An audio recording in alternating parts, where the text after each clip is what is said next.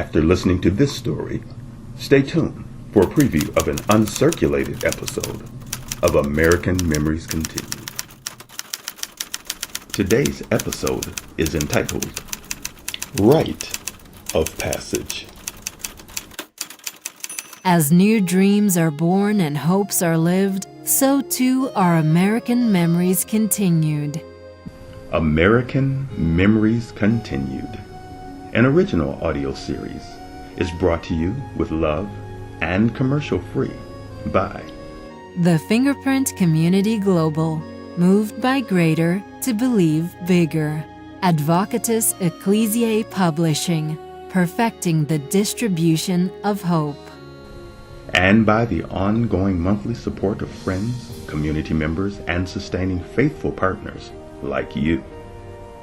Our theme music, Proudly Western, was composed and performed by J. Mann at www.ourmusicbox.com. We're thankful and humbled that you've chosen to tune in regularly for your favorite episodes of American Memories Continued.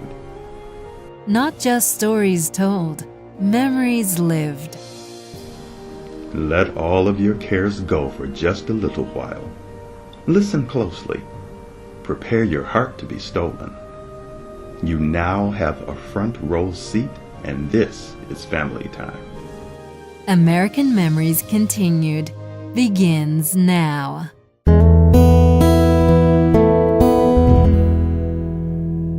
My sisters helped me to pick it out, but the final decision was all mine. This was going to be my first suit that I would pay for myself, so it was a big deal, a pretty big moment in my life. The store was Robert Hall on Oakman Boulevard near Grand River in Detroit, Michigan. And I would eventually decide on a powdered blue 3-piece suit with matching shirt and tie. I'm not sure if the coming holiday was Easter, but whatever the occasion, I planned to be as sharp as a tack. My father had taken me shopping before, not just for street clothes as we used to call them, but for suits also, and dress clothes, so this wasn't foreign to me, and I knew exactly what to do. Oh, okay, so I'm lying. I was nervous and didn't have a clue.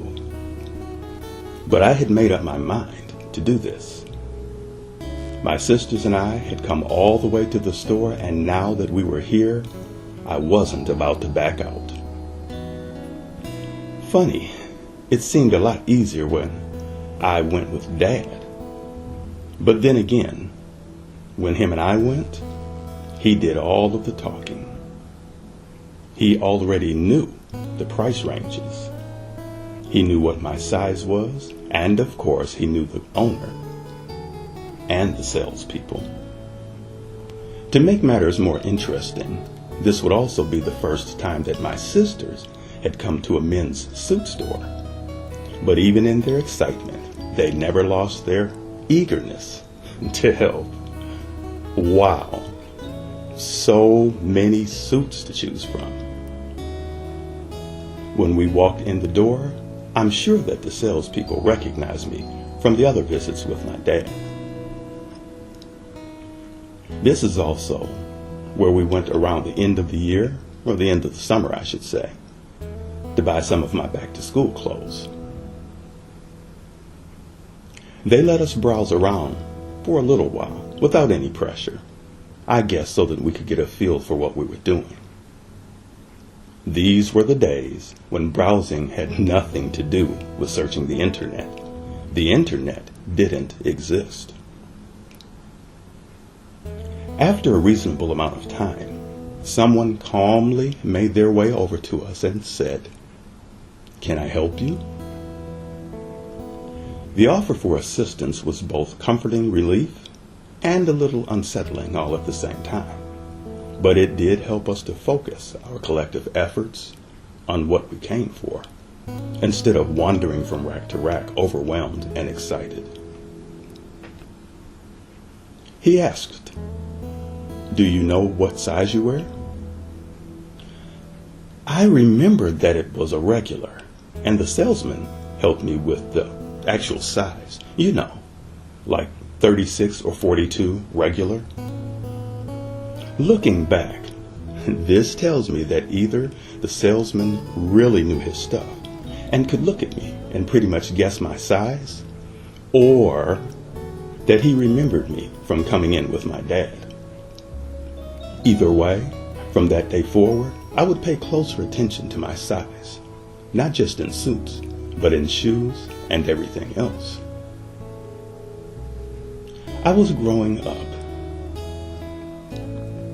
There was more to this going into the stores, getting fitted and measured, picking colors, and buying things routine than I'd ever imagined. This was a bit of work. Well, until you get used to it anyway. Daddy made it look so easy, which is why I didn't feel the need to pay that much attention at first. He'd pick out the colors and the style and ask me if I liked it. Then he'd say, "Here, try this on." And then he'd tell the tailor how he wanted it to fit me. I also didn't know that he was watching me grow all along the way, mentally, physically, and emotionally.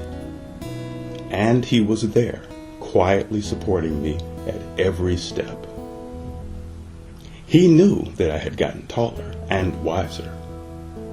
And as much as he probably wanted to go with me so that I could buy my first suit, he had raised me well enough to know that I could handle it myself. After all that he did for me, I sure hope that I didn't cheat him out of something that he was looking forward to.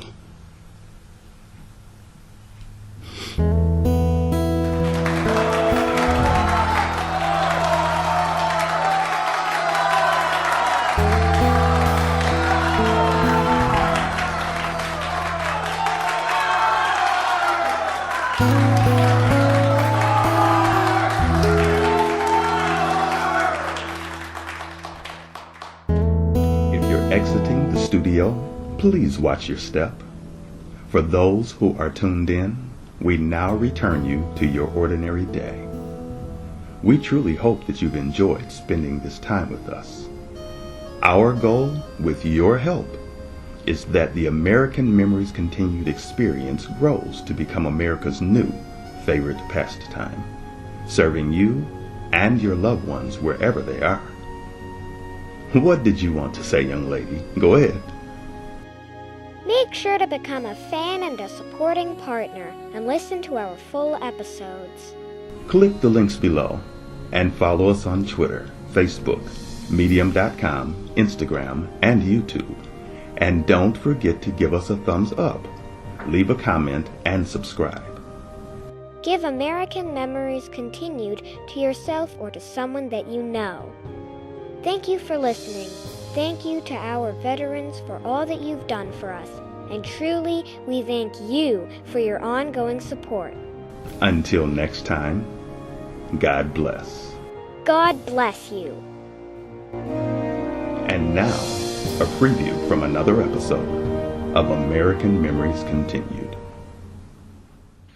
And this wasn't her fault, but sometimes childish-minded young people, who I truly believe were taught better, decided to use all of this as a reason to pick on Camille. The teachers saw what was going on, and they did encourage her, and they were attentive. But there were still those who were looking for trouble. As usual, it was only a handful of bad apples, but faculty couldn't be with her every hour of every day. Several weeks went by. The hurricane had done its worst, and even the storm in Camille's life was passing over. I noticed more and more that people were talking to her and taking the time to make her feel welcome. Smiles began to replace the initial panic look that she used to carry on her face. But there's always one, isn't there? Someone with low self-esteem who just won't let things be.